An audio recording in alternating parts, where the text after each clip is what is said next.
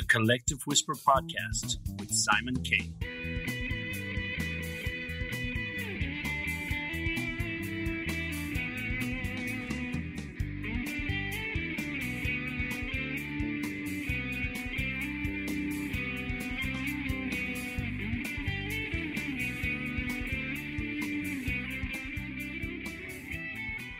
Hello, everybody. Welcome to the Collective Whisper Podcast. My name is Simon K, and I am your host. I hope you're all doing well. I hope life is treating you good, and I hope you're enjoying everything that we're providing for you in our podcast. So today we're going to have an amazing guest, and before I get to that amazing guest, I'd just like to ask you, please subscribe and follow the show wherever you can. We appreciate your, listenership. We appreciate you being here. We hope you're enjoying the guests. So, on to this week's guest. So today I'd like to welcome Bill Edgar. Bill Edgar is the Coffin Confessor. He is paid to gatecrash funerals and speak for the dead. He is a one-of-a-kind professional, a man on a mission to make good on these last requests on behalf of his soon-to-be deceased clients. And this is the extraordinary story of how he became that man. Bill has been many things in this life: son of one of Australia's most notorious gangsters, homeless street kid, maximum security prisoner, hard man, family man, car thief, professional punching bag, philosopher, inventor, private investigator, victim of horrific childhood sexual abuse, and an activist fighting to bring down the institutions that let it happen. A survivor. As a little boy, he learned the hard way that society is full of people who fall through the cracks,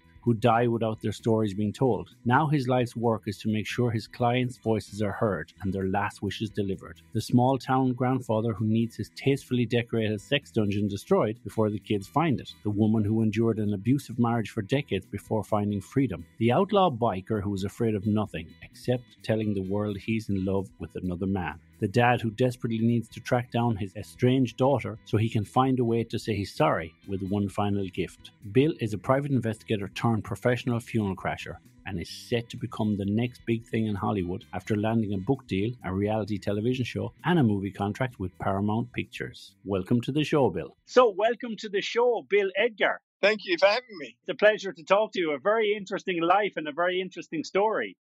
Yeah, you could say it's out of the box, isn't it, so to speak? Obviously, I can imagine when people come across your story, they have different feelings because what you do is quite shocking to some people, but to some people it's a breath of fresh air, isn't it? Oh, it is. You can't please everybody all of the time, but I do please quite a lot of people, especially those people that have vultures in the family. There's always vultures. What do they say? Where there's a will, there's a relative. There's a relative, yeah. It's really funny because, especially with church and religious ceremonies and that kind of thing, people can be really hypocritical, and sometimes they're only turning up for an event or to look good in the eyes of other people, and none more so than funerals, because people might say they're there with good intentions and good reasons, but a lot of the time they're either there for gossip or they want to see what's happening, or they're there for something maybe that can benefit them, no? Absolutely. And you're right on point. A lot of religious people, well, you know what? They play with the devil at night and they walk home with Jesus in the morning. Yes. We used to always say, my dad was a bit of a drinker, and we used to always say he was like a street angel, house devil. But a lot of religious people are those types of people, aren't they? Oh, absolutely. Absolutely. Without doubt. Let's go back a little bit before we kind of get into the guts of what you do and kind of go back to your early life, because for me as well, your life right now is really interesting, but your life when you were young and growing up was really interesting, but quite difficult, no? Oh, absolutely. I mean, yeah, if we go all the way back to, to my 8th birthday, when, for my 8th birthday, I was sexually, physically and mentally abused by my grandfather and then given a bike. The price we pay. Oh, yeah.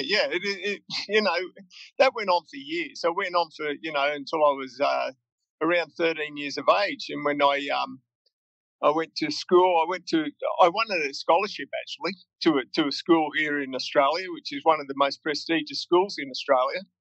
And I won a sporting scholarship, soccer. Okay. And I was very good. And at the age of, the age of 13, I was able to, win this scholarship, and I got 5-year fully funded scholarship to this school. But the first year, I was targeted. So again, the predators targeted me, and I was abused at school as well, and it was horrifying. It was my whole childhood was stolen.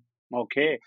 Going back there just a little before that, obviously, your relationship with your mother was quite difficult, and it was kind of to do with your father as well, wasn't it? There was obviously the connection between your mother and father obviously wasn't great, and then when you came along, it was the wrong timing, wasn't it? Oh, absolutely. I mean, my dad was Irish. He was born in Belfast. His father was Belfast. His great-grandfather was Belfast. I mean, and Mum was English. She was from a place in England. I can't remember off the top of my head. Manchester. Okay. And when they both met in Australia in 1962, I think it was the Irish and the English again, and it just didn't work. Okay. Sometimes with those kind of relationships, they are set against a backdrop of drinking or gambling or drugs or whatever. And maybe in the initial stages, they're, quite rosy and everything's great and it's a lot of fun. But once you settle down to married life and responsibilities and having to look after kids, things can change quite dramatically, can't they? Oh, absolutely. And they did. I mean, my father was he was what they call over here a gangster. He was a boxer. He was a hitman. He was everything that you didn't want to know in a man, especially my father. I mean, if he was alive today, I'd probably punch him in the face. And my mother turned to, she was more of the trying to win money all the time. She was a gambler, a terrible gambler, and till this day, she still gambles, to the best of my knowledge. And she's always trying to find that quick dollar that'll never come. She's probably spent more in her lifetime than she'll ever win. Okay. And so you mentioned there earlier your grandfather. Was that on your mother's side or your father's side? Oh, that was my mother's side.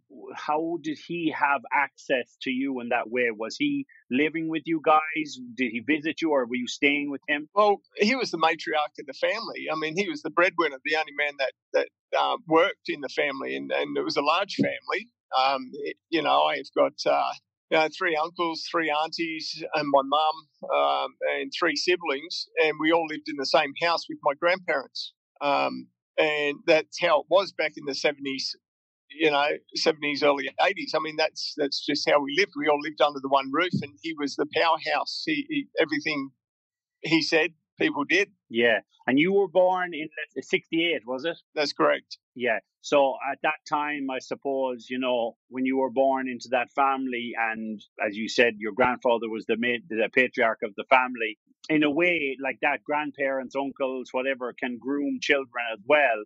And sometimes they can be the most trusted, but the most vile or have, the most bad intentions, can't they? Oh, absolutely. And I was groomed under the noses of every family member.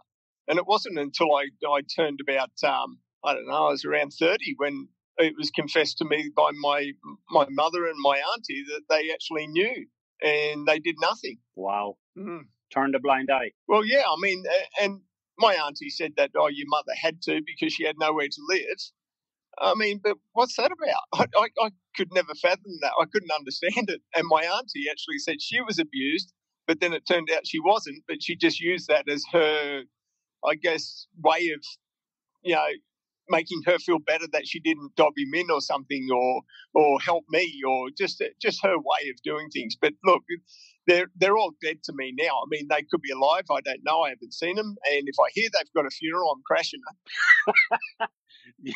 As we say in Ireland, no better man. I mean, you don't want to make an enemy of you, do you?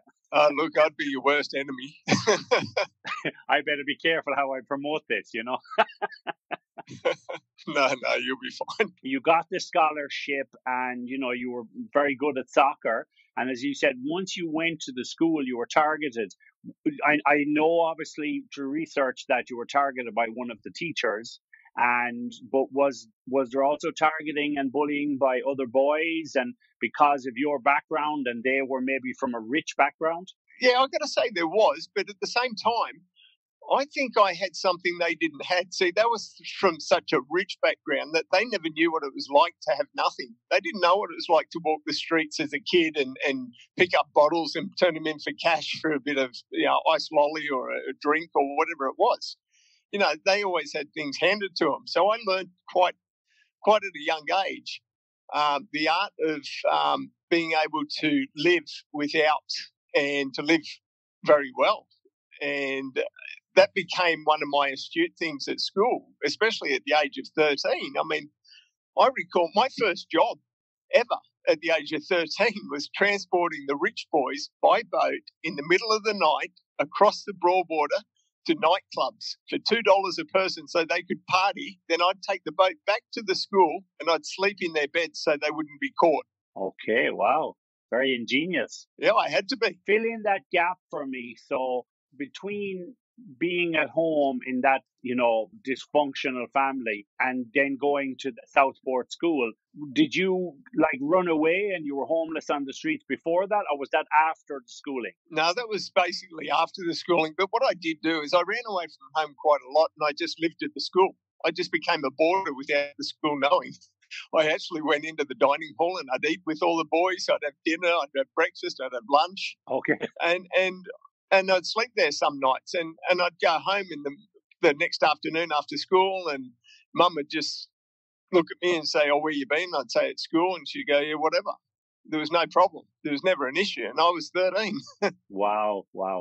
And in that school, that teacher who targeted you, how did that come about? Were they one of the, the people who would look after the kids at night, or what was the connect? Was it a daytime thing, or would the teacher kind of get you on your own? How did he groom you in that way, and how did he target you? Yeah, so basically you've got to go back a step to I won the scholarship and we were all living in government housing. We didn't have 2 cents to our name. So everything was fully funded for me.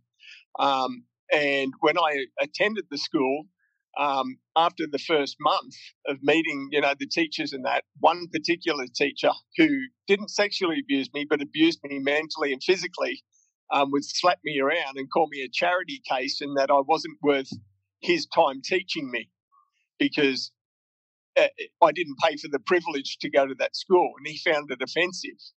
So he would he'd send me out into the balcony or tell me to sit in a corner because he just wouldn't teach me. He refused to teach me. And I'd complain about that to other teachers and say I was being mistreated. And one teacher took me aside and looked after me and tried to give me special education, but he was also fondling me and abusing me at the same time. And he groomed me and then, yeah. And unfortunately, it became a very toxic environment, whereas I had to go to school and I was going home and I was being abused at home at night by my grandfather, and going to school in the morning and being abused by this teacher, and then going to classes and being smacked around and not taught by another teacher. So it wasn't a great life. Wow. No, and one thing obviously I read in some of your stories there was you were not just, abused, but unloved as well, because, there's lots of kids who are loved in one environment and maybe being abused in another, and that can help them maybe escape that abuse because there's somebody they can trust and they can turn to. But in your case, you didn't really trust anybody, did you? I had nobody, no one at all. And you're right. I mean, I got to say, I craved my mum's love. I wanted my mum's love. I needed it. I wanted it so bad that I would do everything I could. I even stole for her and I'd bring home money. And she'd just take it. She wouldn't ask where it came from or anything. She'd just take it and that was it. I'd worked I got forced to work for my grandfather in the shop, and I'd get paid $5 a fortnight back then. And I wouldn't see a cent. That'd go to my mum, and I didn't mind because I wanted my mum to love me. But she never did. To this day, I don't think she ever did. Yes, I can. Yeah, it's very hard, but that happens a lot, and it's kind of a road that never comes back, isn't it? Because the intentions were never there from the beginning, to have a child that they loved. So they look at that child completely different, and that child tries extra hard to be, a loved child, and sometimes it's just pointless, isn't it? Oh, absolutely. And in my case, I started to look like my father, act like my father. I didn't even know my father. He left when I was 4, so I didn't even know him. But because I had those attributes and growing up, she hated it, and she hated me more. And she hated the point that she had to care for me and look after me. And then obviously she was on welfare and getting a pension, so therefore she couldn't get rid of me either because I was her source of money and income too. Wow. And, you know, when you said there your dad was from Belfast and your mum Manchester, were they first generation or second generation Irish and English? Oh, it'd be second. Second, okay. So, like, her dad went over to the Gold Coast and your dad's dad and so on. That's an interesting thing you mentioned there about the attributes of your dad, because you really didn't know him, but yet you started acting like him. So, was that through some influence or because you knew about his reputation, or do you think was it solely kind of genetics? Oh, it was definitely genetics. I didn't know him at all. It wasn't until I got sent to prison that I got told all about him. Wow. You know, I was 17 at that time, so I had no idea who he was. It's crazy, isn't it? That people, because I've met people like that in my life who've never met their dads. But yet, if you knew their dad, you'd be like, how is this possible? They're like a clone of their father. And was there some bridge in the middle that taught them something? But a lot of the time it is genetics. Yeah, exactly. Look, I was told my whole childhood that he was dead, he was killed. And he wasn't a good person and he died, and that was it. But when I found out more about him at the age of 17, I found out that I had 3 other uncles that I didn't even know in Melbourne. And I had no idea. And I actually made contact with them when I was about 19. And they were thrilled to even know I was alive and around. And they were like, you're kidding. And I said, yeah, I'm Bill Edgar, you know. And they said, oh, you've got to come down, you know. So I got in the car and I went shot off straight down there. And each one of them just stood there and went, holy fuck, you're your dad. Wow. You are your dad. Spitting image. Yeah, it was insane. And I said to him, I didn't know my dad. I didn't know him. And then I do certain things and they go, oh, no, that's what your dad would do, you know. So yeah. Trade. What do they say? The apple doesn't fall far from the tree, but I think I rolled far enough away. Yeah, that's the trick. The apple doesn't fall, but if you can learn to roll away and, you know, plant your own tree, that's what's the best way of doing it, isn't it? Oh, that is the best, isn't it? That is the best. I mean, my old man was probably one of those hard men that wanted to be successful in bad ways. But the best way to be successful is just to be you, and don't let anything take that away from you. Just be you. You don't have to hurt people or cower behind people or do anything. You know, just be you. Yeah. And so when you were in school then, and, you know, you mentioned there, obviously, later on you went to prison. But tell me about life, you know, living on the streets then when you were homeless and you were kind of became a bit of a gangster yourself and you had to fend for yourself and steal and, you know, probably fight and everything. Like, was that something that because of your dad's genetics in you that you fell into easily, or was it something that you struggled with to be like that? No, I was, yeah. Some people say that, you know, I wasn't the average street kid.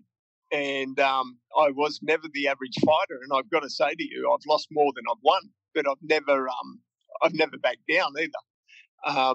But I've got that. I don't know what it is. It's just a natural ability to. It's like my sport. Okay, I was really gifted at soccer, but give me a cricket bat and I'd be gifted at cricket. Tennis, same thing. Didn't matter what sport it was. I had this gift, and it was the same with boxing. Exactly the same thing. I got punched in the face. The first time I ever got punched in the face was I think I was 14 at school. And I just stood there. And then he punched me again and I stood there and I laughed. I thought it was the funniest thing ever because it didn't hurt. And then I'd hit this guy and I'd knock him out and I'd think, oh, shit, oh, no. And then I realised that from a very young age that I've got the highest pain levels that it wasn't a real bother for me. I mean, I was getting bashed from pillar to post and I'd still stand there and I'd be going, is that seriously? That's how you punch? That's it?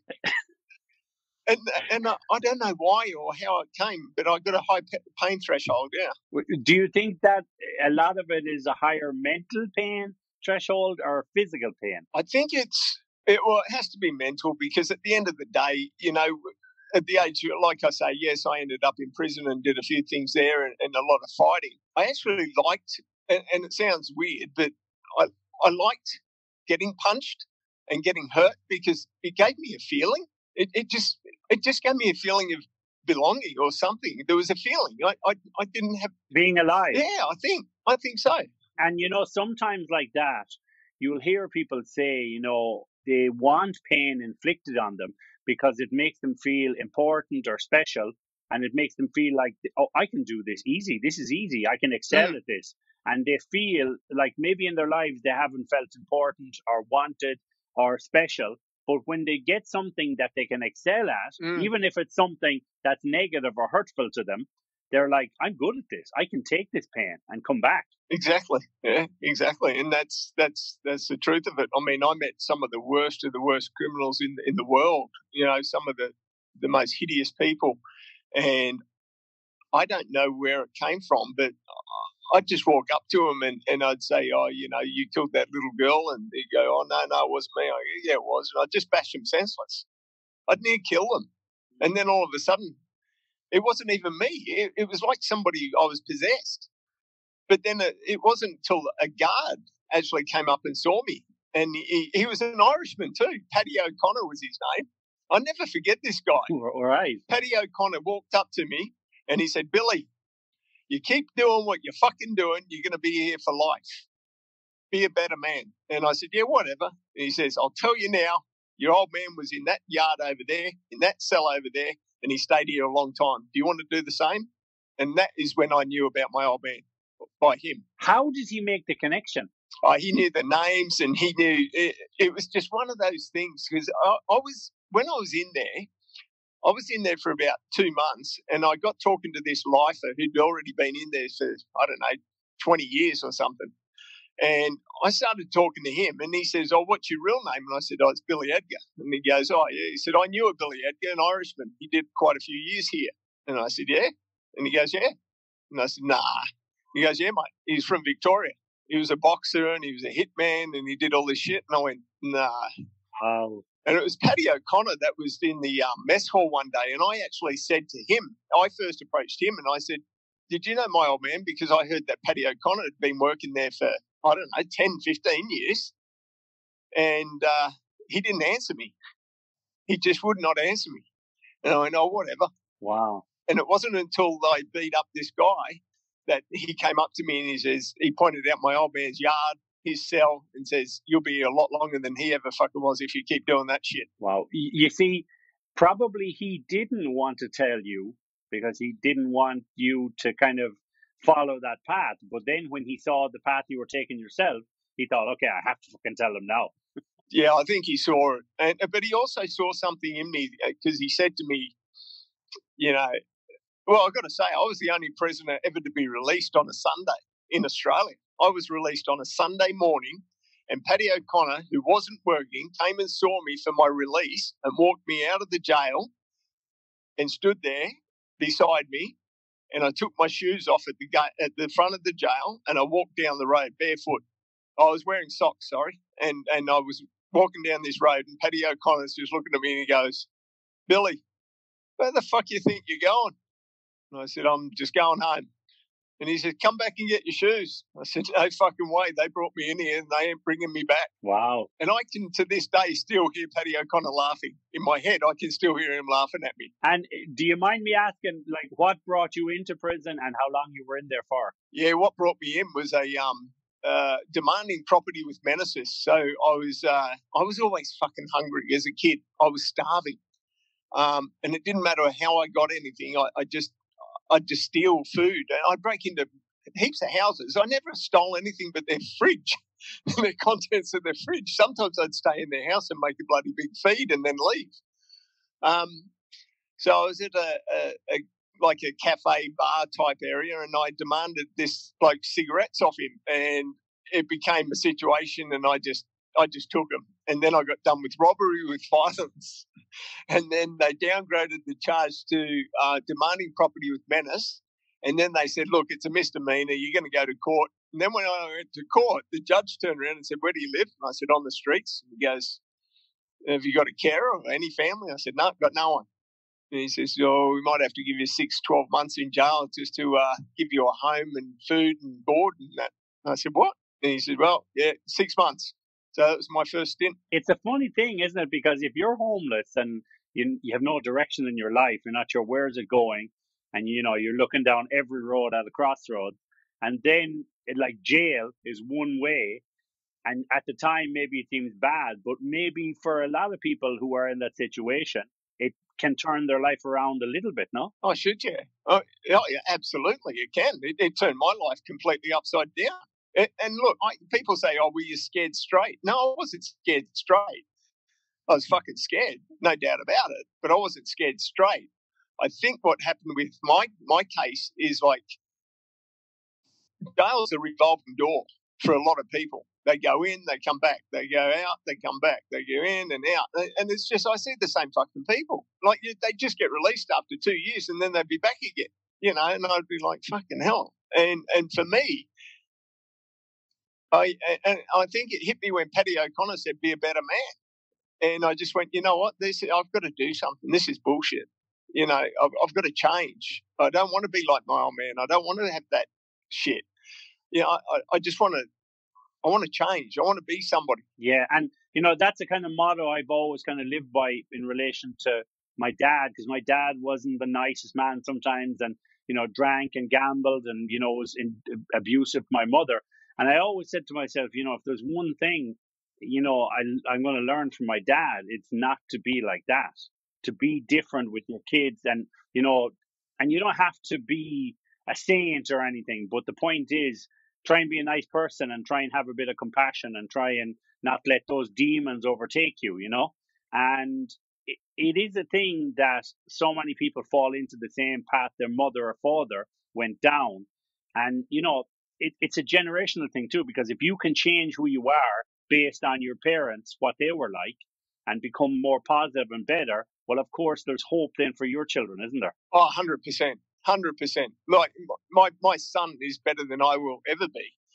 And that's an attribute to me. I sit back and I'm so proud of that, because that's my wife and I have done that with our children. My son and my daughter are miles ahead of us, and they're better people. And I'm just so proud to be able to have done that. I've got rid of all the shit and I've held it back. And like you said just before, you mentioned the demons. The one thing in my life that I'm so proud of is I keep the demons at bay. That is the biggest thing for me, is I think to myself, I defeat the demons. That's me. I defeat them. And if I can defeat them, they're not going to infiltrate me, my wife, my kids, my family, anybody. And if I think of, like sometimes, people say, "Oh, do you ever think about the teacher or your grandfather that abused?" No, I don't. Fuck them. I'm not putting any of that. They're not renting any shit in my space, in my head. I don't want to know about them. Yes, I'll tell my story, but it's a story. And 1 billion people on the planet and that have died have been abused. I'm not just the only one. I mean, I've just got my story, Yeah, of course. And, the thing about it is, like, I always think of the word forgiveness. So you can forgive people who've done things against you in the past. It doesn't mean you have to like them. It doesn't mean you have to embrace them or hug them. But the forgiveness is not for them. It's for you. Because when you can take the road that I don't give a damn, fuck these people, I'll never forgive them. But the problem is, if you take that road and it keeps that anger inside you, that's where it's bad. It doesn't matter what you say or do to them. It's how it affects you. So I always believe that, the forgiveness is for you, not for them. Yeah, I tend to agree with you in part, because I forgive myself. I don't forgive them. I forgive myself. I forgive myself for blaming myself. I forgive myself for not being strong enough. I forgive myself for all these things. But that's my own forgiveness. As far as they're concerned, I don't forgive, I don't forget, and they're dead to me. So they're nothing. They're an absolute nothing, And to be honest with you, my mother apparently lives less than 10 kilometres away from where I am. So I'd have no idea. If I ran, I could run over in the street. I wouldn't know, It's really interesting that when that saying, forgive and forget, what that's generally accepted as is to forgive someone and forget the problems you had with them. But you can also look at it from the other side. You can forgive them, but forget they ever existed. That's exactly right. So true. So true. Yeah. So So then, once you came out of prison and you started to look at life differently and stuff, how did you get into, private investigative work, and how did you change your life, and how did you know what you wanted to do? I got to say, just before I went to prison, obviously I was living on the streets. I was a kid. I didn't know where to go. I wasn't the average street kid, because I'd sneak into shopping centres and hide in the shopping centres till they were closed, and I'd have a bed, clothing and food. I'd do that quite a lot. I slept in the roof of bowling alleys, pubs, you name it. I slept in these areas. The cinemas at night, you go to watch a movie, I'd sneak in, and then people would come up and down and look, for the torches, make sure everybody's left. But, when one place they never ever search is the stage where the curtains went across. Oh, yes. And that's where I was. That's the only place they never searched. They searched all the aisles, all the chairs and everything, never found me. So I used to stay there. I'd have a great time, really. But then I needed to be with kids my own age. I really did. I craved to be around kids and have fun. And I stole a school uniform from a clothesline, and I just put the uniform on, and I walked into this school and saw some kids my age and started talking to them. And I said, "Oh, what grade are you in?" And they said, "Oh, grade 11." I said, "Oh, yeah, me too. I'm a new kid." And they go, "Okay, and what's your first class?" And I said, I think it's maths. What's yours?" And they go, yeah, we're doing maths too. I said, "Well, what maths are you?" And they go, "Oh, we're 11A. Where are you?" I said, "Oh, I'm 11A. And they go, "Oh, come with us." So I'd end up in this classroom, and I walk into this classroom, and the teacher would go, "Oh, I didn't know I had a new student." And I'd go, yeah, I'm a new student. My name's, and they go, yeah, cool, no worries. Go grab the seat over there. Nice to meet you. And I'd be like, "Oh, this is great." The moment I walked into that classroom, this blonde-haired, green-eyed girl, all of, 14, 15, turned to her best friend and said, "I'm going to marry that boy one day." Wow. That was her exact words the first time I ever met her. And we've been together now, married for 35 years, I suppose. Wow. And you weren't found out in the school, or the director, nobody realized? Yeah. 6 months I stayed at that school, 6 months. And then they turned around and they said, the principal come and saw me, and the principal called me out. And I said, "Yeah." And they go, "You're not even enrolled in this school." And I said, "Yeah, I know."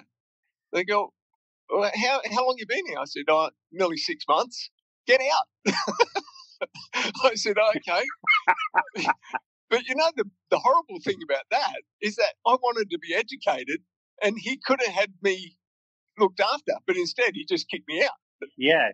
I know. Yeah, it's funny, isn't it? Because people are like, no, that's not how things are done. And you go, well, why can't you bend the rules? That's right. Why can't you? Because now you know me a little better. But people are afraid to make those big decisions sometimes. Oh, yeah, absolutely. And when I left, I took his best student with me, and she was gold. That's brilliant. And so, like what I love about you is I was reading some things, obviously, about doing the funeral crashing. And some people are saying, "Oh, you need a certain type of arrogance." I don't think you're arrogant. I think you have this confidence and this brazenness, but you're a really pleasant guy, and you're friendly and you're sociable, but yet you have the balls to be cocky and arrogant when you need to be, no? Yeah, absolutely. Look, it's a few funerals I've done. They've said, he's a really likable gentleman. He's very likable. He gets the crowd on your side really quick, which I tend to, and I like to, because if there's ever any trouble, I need to have the crowd on my side. I walk into a funeral like everybody else. I'm mourning. I'm sitting amongst family and friends. And all of a sudden, I stand up and interrupt and go, "Excuse me, my name's Bill Edgar. I am the Coffin Confessor. Sit down, shut up, or fuck off. My client in the coffin's got something to say." Wow. And then some people will stand up and say, "What are you doing? Get out." And then I'll say, "Hey, listen, this is your loved one. They've left a message. Do you want to hear it or not?" And half the crowd, or 3/4 of the crowd, go, yeah, we want to hear it. And I'm going, "Great, don't shoot the messenger. This is what it is." So as soon as you get the crowd on your side, laughing. Yeah, of course. I can imagine they want to hear it. Let's get to that in a moment, but I want to ask you, obviously, about being a private detective, a private investigator. Yeah.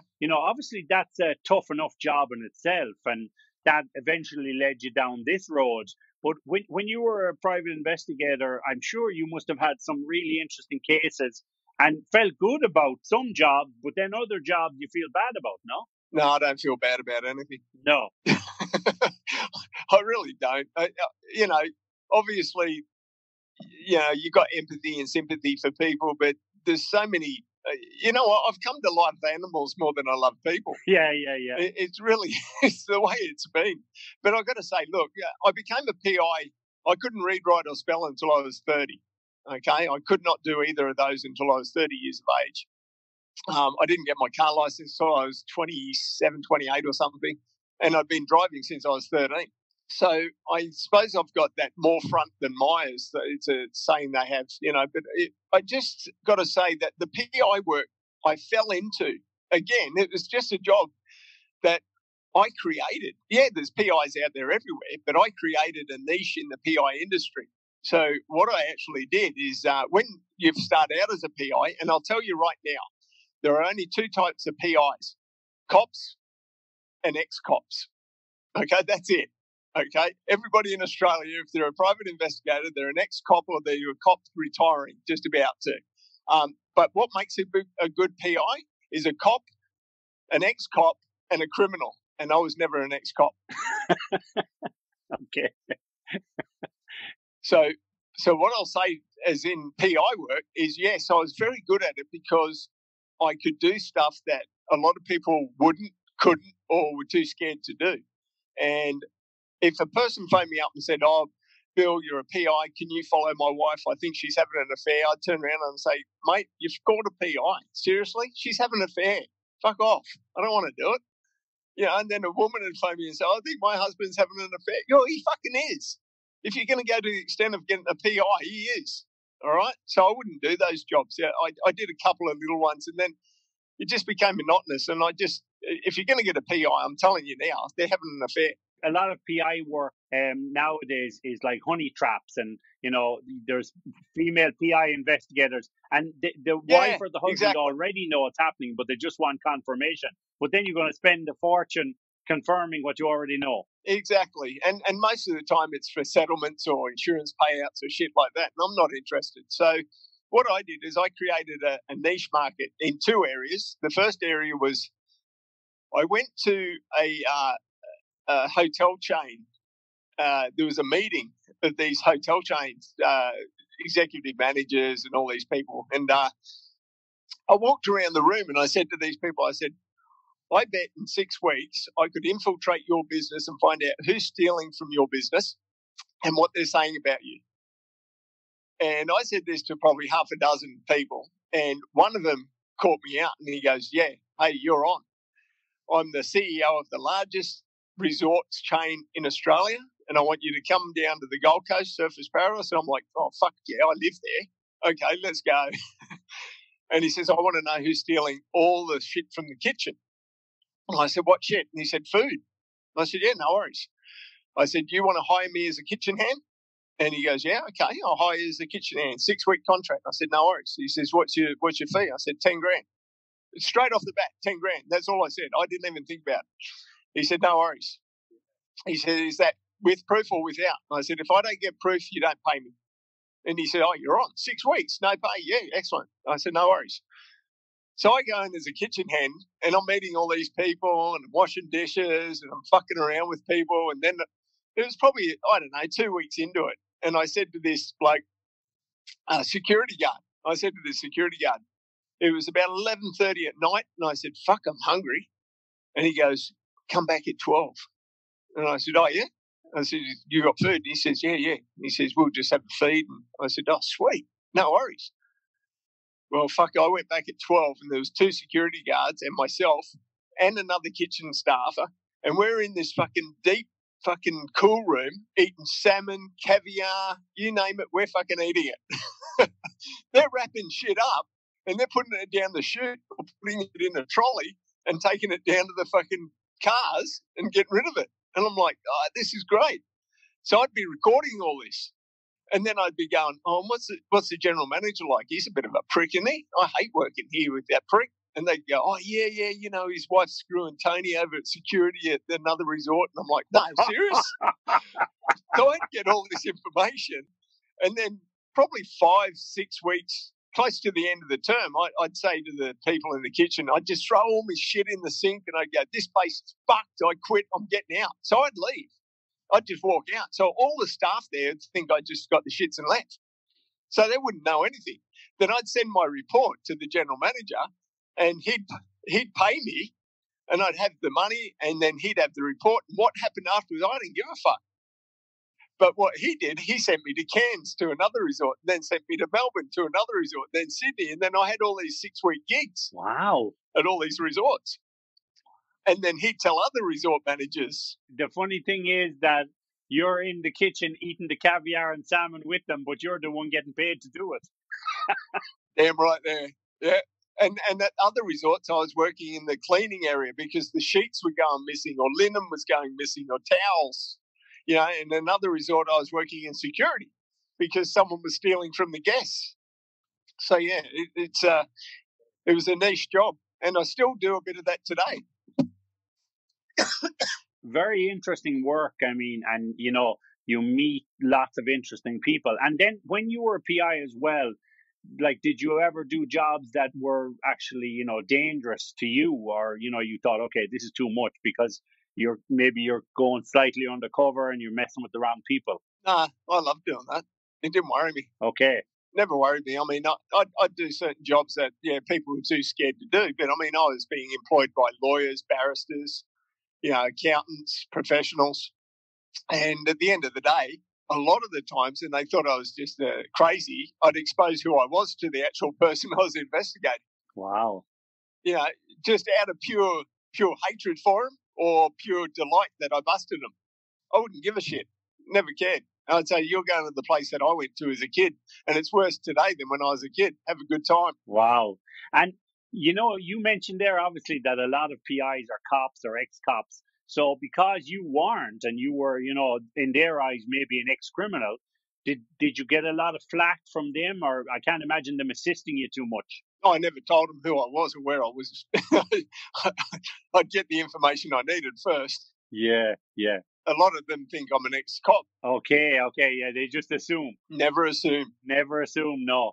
So then, you know, obviously from the PI work, you kind of, I suppose, accidentally discovered this other market of the funeral confessions. And I know I was reading your first client, Graham. So tell us about how that kind of came about and how it brought about the idea of doing this more.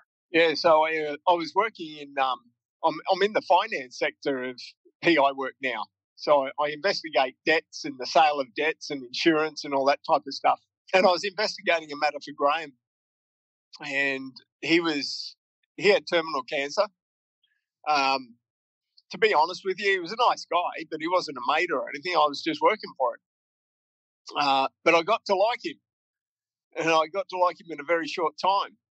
And, we started talking about death, the afterlife, as you do. Someone's dying and they're scared and they're talking about, I wonder what it's like and all this. And I'm like, well, I don't know, mate, and then I'd say to him, have you got anything, you want to say in that? And he'd say, yeah. I'd say, well, why don't you do your own eulogy? Why don't you get out there and do something? And he said, no, you know what, Bill, I've been to plenty of funerals where the eulogy's not played. The family view it first and they go, oh, fuck that, we're not going to play that at a funeral. So they don't do it. And I said, okay. And I'll tell you now, it was a fucking joke. It was just a joke. I said to him, well, you know what? I could always crash your funeral for you. Wow. And it was, yeah, a bit of laughter. And then 3 weeks later, I get this text on my phone. Hey, Bill, I'm going to take you up on the offer. You're going to crash my funeral. And if you come and see me, I'll give you 10 grand and I'll tell you what you're going to do. And I was like, are you fucking serious? Hey. But I had to go and see him. I had to know more. I was so intrigued. And then he said to me, my best mate is been abusing my wife and trying to crack onto her having sex while I'm lying here in my deathbed. I can see up the hall. He's trying, he's patting her on the ass. He's trying to give her cuddles and he's infiltrating my wife and family. I need help. And honestly, Graham was a big man, but he withered away to fuck all. And he was dying. He couldn't even get out of bed. He was fucked. He just needed some help, but I needed proof. I couldn't just go and attack this bloke without any proof. So I said to Graham, can I set up a camera above your bed head, and put another private one in the lounge somewhere and that? And he said, yeah, go for it. Do what you got to do. And I did. And then I'd left. And I got this text from Graham. 40 minutes later, he's here. Okay, no worries. So about 3 hours later, I go back and I look at the footage on the cameras and I'm like, oh, this cunt's gone. You're kidding me. I couldn't believe what he was doing. So I said to Graham, yeah, you're on, mate. I said, you're on. What do you want me to do? His wife wasn't she wasn't reciprocating. Did she not tell him to stop, or what was the situation there? Yeah, she wasn't reciprocating at all. And she didn't want him in the house, but he just intruded. She was more fearful. Wow. But she didn't want to make a scene in front of Graham. She wanted to stay strong. And she wanted him to know, and she often told him, oh, he's such a bastard and why is he always here and stuff like that, And it was Graham that turned around and he said, look, when my so-called best mate's doing the eulogy, about 30, 60 seconds in, I want you to stand up and tell him to sit down, shut up or fuck off. And how did he take it? He slithered out like a little rat. He fucking ran away. He didn't like it at all, and I didn't give a fuck. So I told him. But at least he got to hear me say that he was a prick and trying to have sex with Graham's wife while he was on his deathbed. And everybody there was like, what the fuck? Who is this prick? And it was great. And then he just sort of ran off. And Graham's instructions to me were, if my brother, his wife, and their daughter is at my funeral, I want you to tell them to stand up and fuck off. And if they don't, I want you to drag them out. I thought to myself, okay, no worries. I said, why? And he said, I haven't seen them in 30 years. Why the fuck would they come and pay their respects now when they could have seen me when I was alive? And they owe me money and they've never paid me. Really? I said, okay, no worries. So when I attended that funeral, Graham's funeral, like everybody, you stand out before you go into the church, you mingle a bit, people come up to you and go, oh, how do you know him? How do you know? Me, I was the other way. I was going, oh, who's that guy over there? And they go, oh, that's Graham's uncle. And I go, okay, and who's that guy? Oh, that's Graham's brother. I haven't seen him for a long time. And I go, is that his wife? Yeah. And their daughter? Yeah. So I'd already picked them out. So my job was basically so easy. Yeah, you knew it was.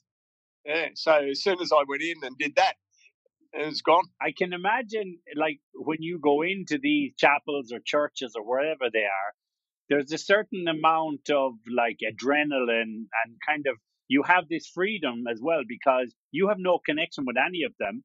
So you're kind of like a paid actor in some respects, and you don't have these chains holding you down about offending people. No, that's right. And I have no care or concern for those left behind. It's all about the person in the coffin. So I couldn't give a fuck about them. I'm able to stand up and let rip what was written, and I read aloud.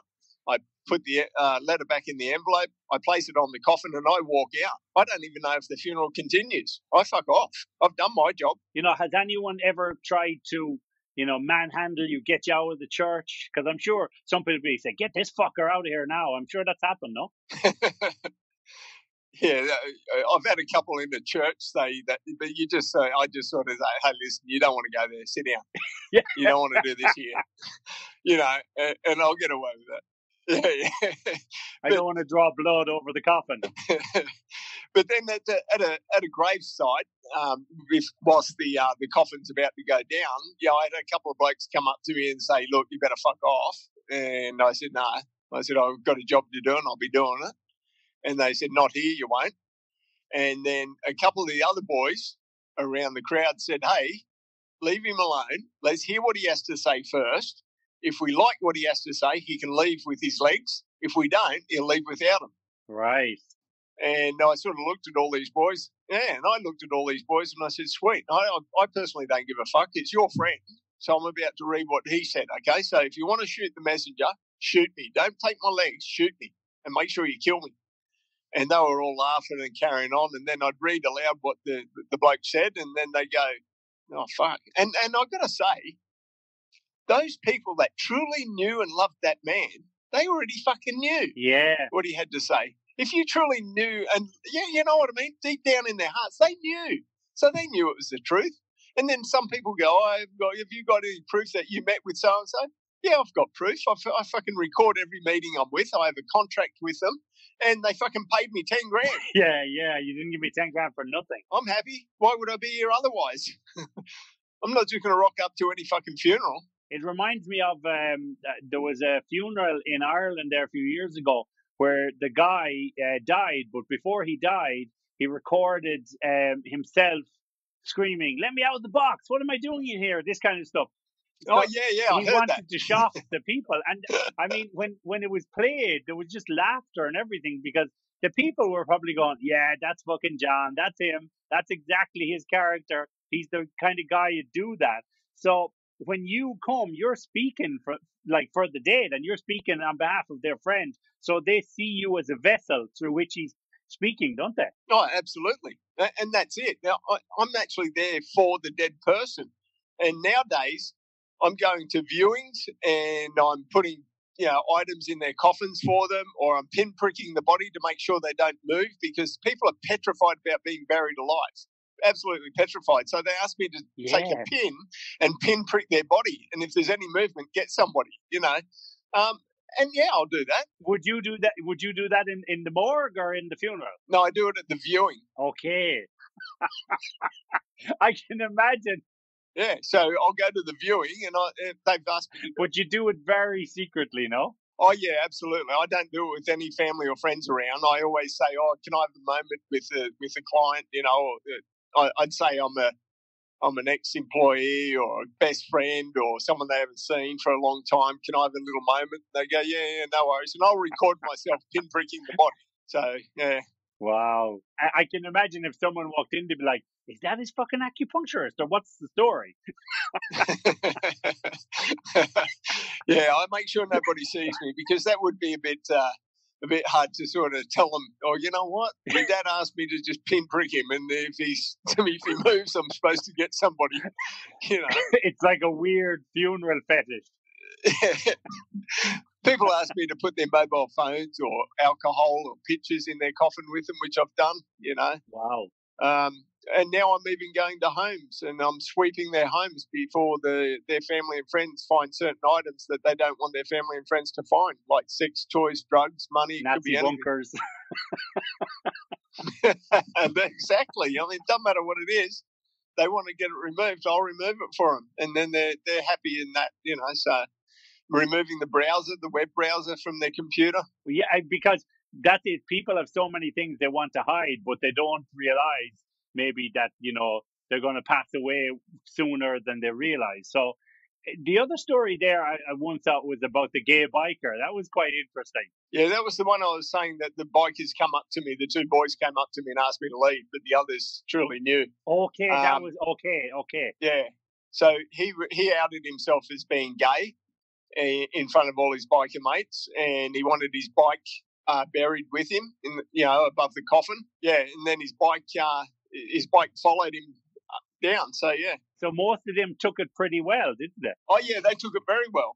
The funniest thing about that is that he had a sense of humour as well. His name was Rod, and he did have a sense of humour. What he said is that he said, "Look, Bill," he said, "I want you to say that I'm gay and that I've been having an affair with a guy named Andy, and because I know there's going to be 5 Andys there, and they're all going to fucking look at each other." That's brilliant. So he had a sense and you of didn't humour. say which Andy it was? No, none. And it was funny because one of them stood up at the back and sort of made himself known, and everyone sort of looked at him, and he went, "Hey, don't fucking look at me." And then the story about the guy who wanted to be lay on his stomach. That guy hasn't died yet. Oh, really? He has not died. Yeah, that's a request. And I've got a few of those. But this request is the gentleman wants me to go to the viewing, strip him naked, turn him upside down, and open the other end of the coffin, the casket, to show his ass, and it says "kiss this" on his ass. So when all the family and friends come to view the body, all they're going to see is this ass who'd kiss it. In most of the funerals, people are hypocrites, and the whole idea of the church itself is hypocrisy. So you'll get people that never go to church but are always straight back there for religious events. So you must really come in and shake it all up. Oh, for sure. I mean, I love nothing more than going there and seeing the crocodile tears and the fucking people that are all vultures. And then I do what I do. But I can hear, as I'm leaving, I can hear the crowd erupt and go, yeah, beautiful. That's exactly him, you know, or some people go, yeah, they should have fucked off. I don't even know why they were here in the first place. So, yeah, there's a lot of good in what I do too. I mean, yeah, okay, I shock a lot of people and a lot of people say, oh, you shouldn't be doing that. But you know what? It's their fucking funeral. It's not yours. If you don't like it, fuck off. The one as well there where, you know, you crashed the will reading and the people were like gloating and about what they were going to get, and they were in her room taking stuff. Yeah, that was just horrendous. I mean, you know, I visit this lady in palliative care and her daughter and her son are fighting at the end of the bed. She's still fucking alive, coherent, and can understand everything. And they're fighting about who's taking the car. Wow. And who's getting the fucking rings off her hands and how do we access the bank accounts and all this shit. And I was just like, you fucking kidding me? And then I said to the lady, I said, no wonder you want a fucking new will done. You know, so we made a doctor came in, made a sound of mind. We had a barrister and a lawyer, and we got a new will written up. And then I found out when the will was being read, and I was there on that day, and I presented the new will. And I was wrapped because I walked in and just slapped the will to the lawyer. I said, look, you got to stop. This is the latest will. You've accepted it. So therefore you got to stop and investigate this will. And everyone at the table, they got fucking nothing. But I basically just walked out. I was happy as. Wow. And so, you know, obviously then with all of these crazy stories and, you know, these funerals and your own life, you know, which is a really interesting story. You decided then to write the Coffin Confessor, the book.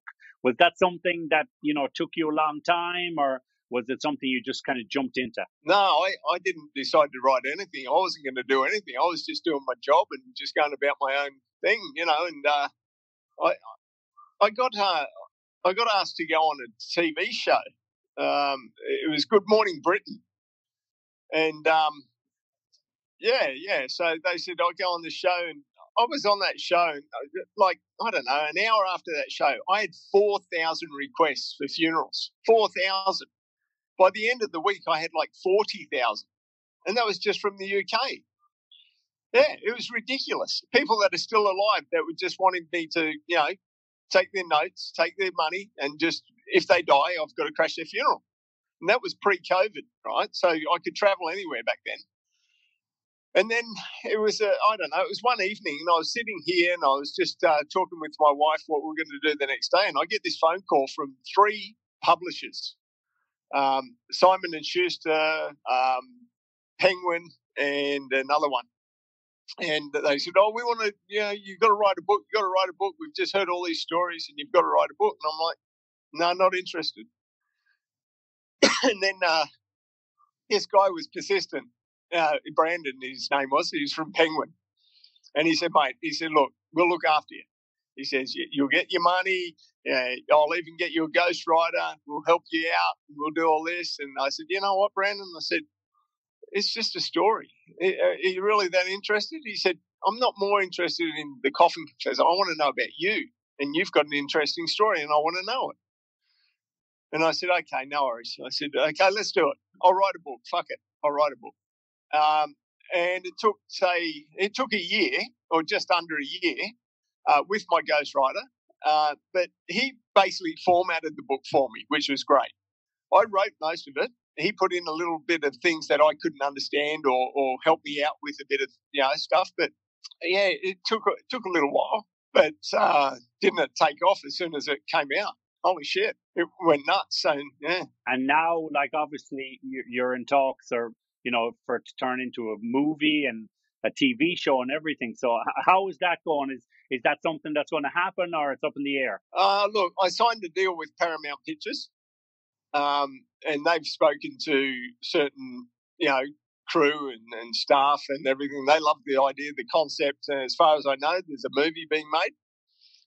There's a reality show. There's a documentary, the book, obviously, and, you know, a few talk shows. So whatever comes. I'm wrapped either way. I'll just sit back and take what comes. I'm happy.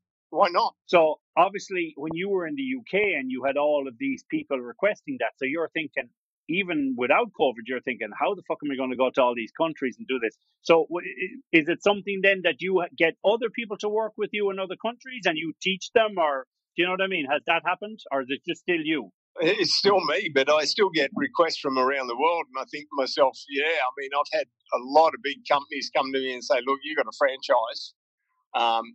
This is going global. You've got to, there's so many people that this could do and benefit, and you can't be everywhere at once. And I'm like, yeah, I get it. But I sort of, it's one of those things. It's something I've created and I don't want to let go at the moment. You know what I mean? I just sort of think, do I really want to let it go yet? Or do I just keep it going and I do what I can do and fulfill what I can fulfill? And at the moment, it's working out at the moment. But you know what? The book just got released in Poland, China, and Thailand. And I'm pretty sure that they're going to get on board and say, we need a Coffin Confessor over here and there. And I'm like, yeah, it's going to happen, obviously. And I do see, sometimes people send, I got thousands of resumes that people send me for a job. But I also know some people are trying to set up the Coffin Confessor and they'll come to me and they'll say, look, I've just set this business up. How can I start? Well, fuck me. How did you even set a business up? It's all basically, first off, it's patented and trademarked. So, the whole concept is protected. But at the same time, if you want to do it, have a great time, try and get to it. But if you've got to ask me how to do it, you're not fit for the job. If you're stealing somebody's idea and then calling them and saying, how do I get it up and running? That's a bit fucking cheeky anyway, isn't it?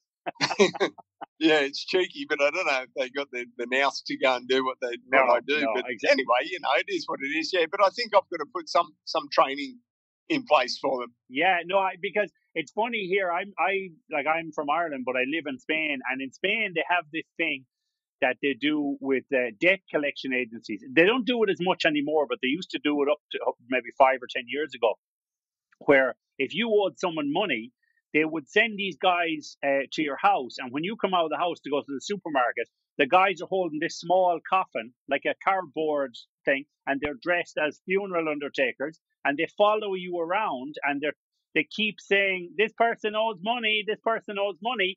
And you're like, fucking get away from me, leave me alone. And they won't leave you alone. And they come dressed as clowns, and I can't remember the name now. They come dressed as clowns and all kind of characters that will draw attention to you. And it's all to get you to pay the money. And it's ridiculous. And it's like, people could say it's harassment, but it's also quite funny. I'd be wearing a big shirt saying, I'm not paying these fuckers. Yeah, but imagine like someone following you around with a coffin, 2 or 3 guys, and saying he owes us money. That's something as well that I saw you kind of have been involved with debt collections, and you saw that there's a dark side to that too, isn't there? Oh, there's a very dark side. I'm still investigating matters today, with regards to debt. So what I can tell you in Australia, and it probably happens all over the world, is the banks will loan money, and if you don't pay it back, the banks will sell the debt. But what they won't tell you, what the banks will not tell you, is that they actually insure the debt. So they've already got their money. Yeah. But what they do is they sell the debt, but they're not selling the debt. They're selling you because they're selling the data. They don't want you on their system, so they fuck you off. They sell the data. So if anybody ever comes back to the bank and says, hey, was he a client of yours? They look on their data and go, nope, never. Prove it. Well, he's not on our data system. I saw recently this guy on Facebook or somewhere, and he was talking about, he said, when that company sells your debt, he said, you think, oh, my credit history is okay now because I've settled with the debt collection agency. But he said it's not true. He says not true at all. And he said, no. He said they're just selling on that data and that debt. But he said you're never really free from it, and you might have to pay again. Yeah, that's right. Yeah, a debt can get sold 10, 15 times. And especially if you agree to do a part payment, and if you start paying that part payment and then stop paying, another debt collection thinks, oh, there's an opportunity there because he did at least start paying. Yeah. And that's how they see it. But at the same time, I'm a factual investigator, so I need facts. So what I do is I go back to the bank and I go, hey, listen, you sold or assigned the debt. They use the word assigned in Australia, so they're not allowed to say sold. It's the same fucking word, signed or sold. So I'll ask them how much they sold the debt for, and they'll go, oh, no, that's private information. And I'll go, but it was a $50,000 debt. And they go, no, private information. And I'll go, okay. So I'll go to the underwriters, and I'll say to the underwriters, 50 grand debt, how much did you pay out? Oh, about 90. So you paid the bank $90,000 for a $50,000 debt, yeah. So I'll go to the debt collection company. How much did you purchase the debt for? Oh, we're not going to tell you. So I'll subpoena the fuckers. And then I find out they paid $14 for the debt. And they're going after my client for $50,000. Wow. So then I'll pay them $14 plus 10%, tell them to fuck off. Oh, that's a good one. Yeah, that's clever. Yeah. It's just about knowing how the system works, isn't it? Because the average Joe doesn't know. They're thinking, fuck, I owe them 50. Maybe they'll take 20 grand settlement, and they've only paid $14. That's right. You got to look at it this way, and I say it all the time. Systems were designed and set up to fuck over the average person. Okay, that's why they're set up and designed that way. Okay, now the debt collection industry is no different. It's a $1 trillion fucking business. Okay, now I own a company in Australia, a business called Freedom from Debt Collectors, and I give people freedom in a way that if they got a $50,000 debt, my fee's 10% of the debt, so I'll get $5 grand, and they'll walk away, never pay another fucking cent. Will their debt ever be recorded or taken off? No. Will I go to court and try and get their name taken off? Yes. But will it get removed? No, because it's a fucking different entity that owns the recording. So if you default, the debt collector just defaults you. But when your name goes on that listing of a bad creditor, well, that's a different company altogether. So you've got to fight that company then. It's a nightmare. If you've been defaulted and been on this list, that list is a database, and databases are worth millions of dollars. So they're not going to take your name off. It's not about you having a debt. It's about you being on the data system. And you know what's interesting, what's really come to light over the last few years with conspiracy theories and all this kind of stuff is the straw man theory. You know this? Have you seen this? Yeah. You probably know well about this. Yeah, I have. Yeah, that's quite interesting, isn't it, that we are all just entities. That's all we are. And, well, I say these days we're all just data. That's all we are. We're just data. Yeah. So nothing gets sold. There's no actual money. It's all data. You're just a data. That's all you are. And I'll tell you another thing. Yeah, I don't know if you have it over there or even in Ireland or England, is that you can check your credit score. Yes. Right? Have you heard of that before? Yeah, to see if you can get finance, you check your credit score.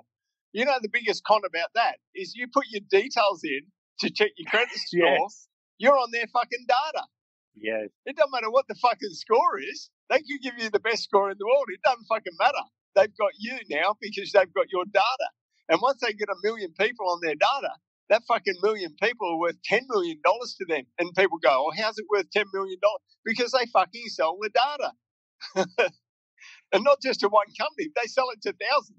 Yes. I remember because in Spain here, I work as an English teacher as well. And I remember working in 1 or 2 debt collection agencies. And I'd say to them, like, for example, Vodafone or Orange or whatever companies would sell the debt to the debt collection agency. And I'd say, yeah, but like if someone owes $20 or €20, I mean, are they going to chase them for that? And they say, yeah, but it's when 100 people owe that or 1,000 people owe that. So they sell this bulk data, and then, you know, they get a lawyer in and they go through all the cases very quickly, and the people don't fight it, you know? And that's the thing. See, debts aren't sold individually, they're sold in pools. So you have 50 people that owe $20 or $30 or $50, and it's sold in a pool to a debt collector for, say, $5 grand. You'll never know that your debt was only sold for 2 cents. No. You'll never fucking know. Never. Because it's sold in a pool. And then you go back to the telcos, like you said before, we got a telco in Australia. And the biggest fraud in the world is, you know, you have people getting fraudulent emails or phone calls, and they're scammers from Nigeria or wherever the fuck they are. They're even from Australia. You know, the biggest problem with that is telcos worldwide sell fucking phone numbers. Yes. They sell the fucking bundle of phone numbers to these people. These collection agencies, these fucking call centers, these hotspots purchase fucking worldwide telephone numbers from telcos. So they're fucking screwing you as well. Yeah, I always say that, like, you know, in each country you have different kinds of gangsters. But for sure in Spain here, the telecommunications companies are the biggest gangsters because, you know, they'll call you. and you'll be like, hola, or like, who's this, whatever. And they'll be like, is this John? And the natural reaction is, no, this is Simon or whatever. And they don't even know who you are. Yeah. All they have is a number. And then they will slowly try and filter information. And you're like, fuck off. Who is this like? You know, and they're from a company, a reputable company, so to speak. That's right. And every government in the world, if they want to stop fucking fraudulent activity amongst their people, ban the telcos from selling numbers. It's crazy, isn't Simple. it? It's crazy. But they won't do it. And I mean, I can see for you as a PI, obviously the work with the Coffin Confessor and everything, but I can see that obviously being a very in-demand sector as well, debt collection, because, you know, as we said, there's data and data being collected. So more people are in debt, and especially with COVID and that pandemic, because whenever there's something like that, there is more debt and there's more debt collection agencies. And so you can see the data mountain growing and growing. Oh, absolutely. And the worst part about the debt collection industry, and it happens in England and America, is that the biggest and largest debt collection companies in the world own the finance companies that give you the loans out. What's that about? Yes. Yeah, because there's even like these fintech companies now, and I know there's one company here in Spain, and I can't remember them, but they do that kind of credit score, and then they tell you what companies can give you loans because they fucking own companies. Right. Yeah, it's a fucking scam. It's like I said, systems are designed and set up for you to fail, and that's what you'll do. You'll fail if you fight them, so never fight them. You know, just basically what you can do. And I say this to everybody. If you're being chased by a debt collector, factual evidence that they bought the debt or factual evidence that you owe them the debt. If you get that factual evidence, great, pay them. But I do guarantee you won't get it.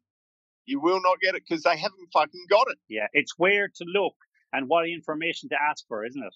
Yeah, absolutely. Yeah, be smarter. Be smart, yeah. So I'm going to let you go in a sec, but I just want to ask you one last thing there. I see, which is really interesting to me as well. You have that Facebook page, The Lost Boys of TSS, and like it was for students like you who had, you know, suffered sexual abuse and everything. So that has quite a large following and everything. Is that something through your work and through the Coffin Confessions that people come to you as well and say, oh man, thanks for your story, it inspired me? Yeah, so what happened is I've been called a liar for years by the school and the church that I wasn't abused. And a mate of mine who was a police officer and he played for Australia rugby league, Peter Jackson, he was also abused and he killed himself. But the school paid him out $250,000 after he died. They gave that to his wife, right? Wow. And then I came along and I said, hey, listen, I was abused too, and this is what happened. And they said, oh, you're a liar. And for years I kept going back to them saying, look, this is what happened to me. And they, you're a liar. And then all of a sudden Zuckerberg started this thing called Facebook. And I went, you know what? Yeah, I'm starting a Facebook page. So I called it Lost Boy of TSS because that was me. I'm the Lost Boy of TSS. So I started naming all the teachers that fucked around with boys and molested boys. And I put all their names and everything on there. And the church and the school came back to me and they said, oh, we're going to sue you. And I said, sue me. And they didn't. And then the head of the church says, oh, we're going to have you arrested. And I said, oh, arrest me. They didn't. And it's been 11 years and I'm still naming the abusers. I'm still going through court and I'm still at trial and they're still calling me a liar and I'm still naming them. And yet they can't ban the page. They can't get rid of all the information because now I've brought 133 boys that were abused at the school forward. It's madness, isn't it? To do the right thing, all they had to do was admit what went wrong and that was it. We're sorry. We're going to do better. But no, they had to keep calling me a liar and I had to keep proving them wrong. And then boy after boy would come forward and go, yeah, I was abused too and this is what happened.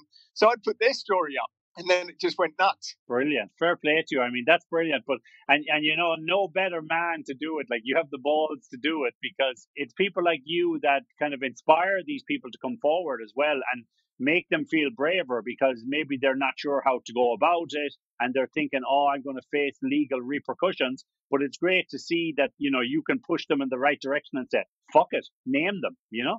And that's the other thing. I used to say to my wife even, I'd say, you never see men coming out and saying they got abused. Are they too scared or is it, well, I don't get it. Like, do they not want to tell their story? Is it a weak thing to do? I'm telling you now, I'm one of the hardest men you'll ever fucking meet. And I was fucking raped, molested and abused as a child. I'm not feared to say that. What I'm feared of is allowing these fucking perpetrators freedom. That's what I hate, is knowing that they still get protected from the church and the school. That pisses me off. You know, how dare they be protected? Why should they be protected for the sanity of a school? A fucking school? No way. No, you're right, because there's too much protection for the church, and we see it all the time in Ireland, and lots of young men, killing themselves because of abuse, and they can never, it's the shame, but it's also this fear that no one will believe them. And, the manly thing, as you said, oh, how will it make me look, and this kind of stuff. And, I was talking to someone recently, and there was, one abuser who was prominent around Ireland, and he had abused like 400 to 500 boys in 40 years. Imagine, because he was prominent member of society, going around and always protected by the people around him. And even now, to this day, when those people are trying to, get some kind of retribution or, some kind of knowledge about it for everyone else, there's other channels stopping them. There's someone else trying to stop them. Like, don't talk about this, Compensation, something, yeah. Yeah, those people are still, they're all around me. They try to stop me all the time. And I just walk up to their front door. I just walk straight to their front door, excuse me. What's more interesting as well and scary is that this person I was talking to said to me, I'm actually scared for my life because this guy had very, very powerful friends that were involved in these pedophile rings and everything, and they are still alive. And people are afraid to speak because of repercussions. And it's quite scary how far these people could go to silence you. Oh, yeah, absolutely. I mean, and this is another thing that, and I don't care what people say or think, but the scariest person on the planet is the one that just does not give a fuck. And I don't care. Yeah, exactly. I really don't. I do not give a fuck. Come after me, my wife, my kids, my grandkids. I couldn't give a flying fuck. Do what you got to do. But I'll be here. Yeah, exactly. I'll be here to meet you at the door. Oh, yeah. Not a problem. And if you don't come, and I know you are, I'll be at your door. Exactly, yeah. Well, I mean, that's brilliant. And Bill, your story is inspirational. And I know, like, for me, obviously, the first thing I saw was the Coffin Confessor. But then as I looked at you and your story, I thought that's actually, his story is more interesting than the Coffin Confessions, because the Coffin Confessions is the job you do. But your own life, I mean, I can see why they want to turn it into a film, and, it's been a great book. But the great thing about it is you're no different to so many other people out there. It's just that you've managed to put your story forward now, because lots of people will find inspiration from that because they've lived similar types of lives. It's just maybe you've lived 2 or 3 lifetimes within that. So your story is all that more entertaining.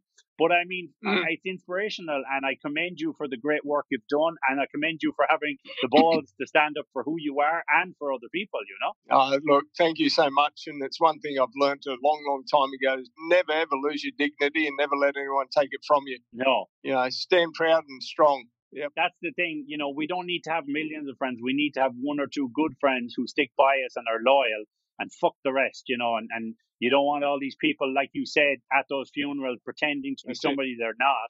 You want to be able someone to tell you straight who you are, who you shouldn't be, and you want somebody to be there when you need them. And, as I said, that those kind of people are the strong people. They're the good people. So, as I said, we appreciate you coming on the show. It's been great talking to you. I could talk to you all day about this. There's so many interesting things. And we will have you on the show again, because I'm sure you have other great stories to tell. So thank you very much for coming on, Bill Edgar, the Coffin Confessor. Hey, thank you so much for having me. And hi to all your listeners. I hope you enjoyed the book. Take care, guys. Brilliant. Thank you, Bill Edgar. Okay, thank you very much, Mr. Bill Edgar, the Coffin Confessor. We really enjoyed that chat. That was so interesting. I mean, what a life, what an experience. And, you've done some amazing things, and you're doing such good work for people and helping people, even when they're gone, you're helping them, and you support so many good things. And through your own experiences, you've really come through for other people. And we commend you, and thanks for coming on the show. Really great to chat with you, and we look forward to having you on again. Thanks very much. Okay, everybody, I hope you enjoyed that show. Lots more guests like that to come, and we want you to stay tuned, follow the show, subscribe. And until the next time, my name is Simon Kay. This is the Collective Whisper Podcast. Look after yourself and your family. Take care. Bye-bye.